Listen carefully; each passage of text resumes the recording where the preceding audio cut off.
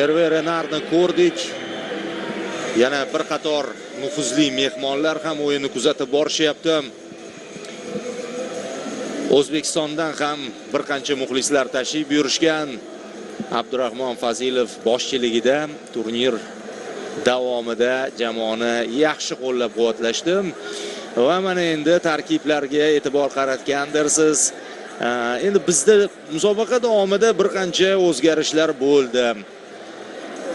Almashinuvlarni ko'rdik. Rotatsiyaga yo'l qo'yyapti Islombek Ismoilov, shogirdlariga ishonch bildiryapti.